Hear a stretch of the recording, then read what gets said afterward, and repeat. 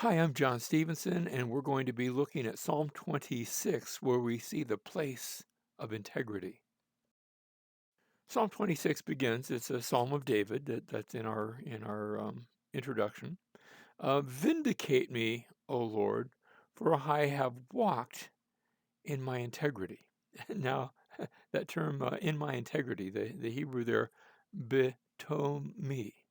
The tam part, notice the central part of that tam is actually a term I guess we could translate it as completeness, perfection. But I think integrity is a really good translation because David's not saying that I've got no room for growth or that I'm perfect, but that there is an integral part of me where I've walked.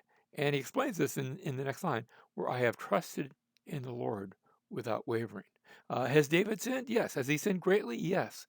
But in all of that, he comes back to the Lord. He's trusted in God, and he can say, I have walked in my integrity. I've trusted in the Lord without wavering. And now, notice how he started off, vindicate me, examine me, O Lord, and try me, test my mind and my heart. For your loving kindness is before my eyes. Remember, loving kindness has said your loyalty is before my eyes. I have walked in your truth. And so, what David does here, he describes his own confident walk, not a perfect walk, but a walk where he has trusted in the Lord. Verse 4, I do not sit with deceitful men, nor do I go with pretenders. I hate the assembly of evildoers, and I will not sit with the wicked. So this is the way he has not gone. The way of the wicked is not the path that he has taken. You say, well, did David do some very bad things? Yes, but that's not characteristic of him. Even when he did that, he was acting contrary to his lifestyle, to his faith, and so he has returned, and he says, I hate those sorts of actions. Even those times when I find myself walking along those ways, I hate that. That's not me.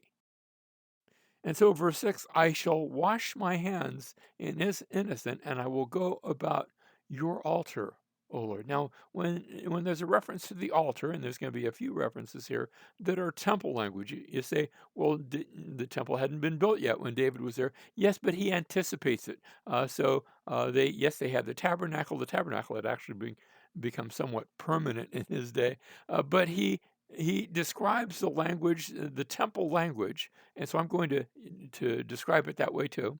Verse 7, that I may proclaim him with the voice of thanksgiving and declare all your wonders.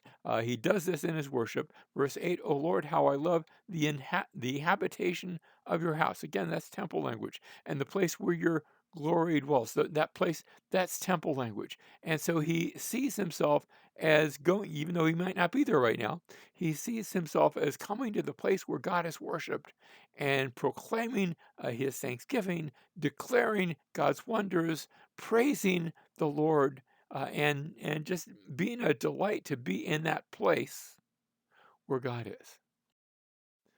Verse 9, do not take my soul away along with sinners, nor my life with men of bloodshed. Remember how we talked about the way of the evil?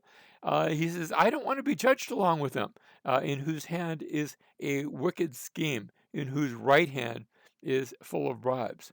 That's the way of the wicked, but he asks, let me not be judged in their place. So it's a prayer for righteous, but also for gracious judgment.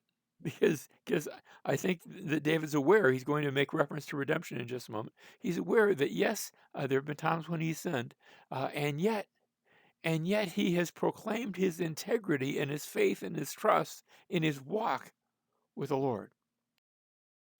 Verse 11, but as for me, and remember how we began with integrity, I shall walk in my integrity. We've come full circle. Verse 1 started off, vindicate me, O Lord, for I have walked in my integrity. Notice the reference to the walk and the integrity, for I have walked in my integrity, and I shall walk in that same way. But then he goes on, rest of verse 11, redeem me and be gracious to me. You see, that's the language of salvation, the reason he can say he has walked in integrity and he shall walk in his completeness and in his integrity is because of this prayer for redemption and this prayer for grace. He has found redemption and grace in the hands of the Lord. And so he can say in verse 12, my foot stands on a level place. That's reminiscent of what he said in the rest of verse 1, where he says, I trusted in the Lord without wavering. My foot stands on such a place, and in the congregations I shall bless the Lord. Does your foot stand on a level place? This reminds me of the contrast with back in Psalm 23, where we saw, yea, though I walk through the valley of the shadow of death. That's a troubled place. But David says, no, no, no. I stand on a level place, on a plain, not on a valley or on a place where I can fall. My foot stands on a level place. I have a sure place of standing. I have a sure foundation. And of course, for us, for we as Christians, that foundation is in the greater David, the son of David, the one who died in our place, the one in whom we find redemption and grace. And when we are in him, we can say, I shall walk in my integrity. I shall walk in my wholeness, in my completion, because we find our completeness, our perfection in him. And as we trust in him, then he declares us to be righteous. And now he begins that work of righteousness in us, that work that we call sanctification.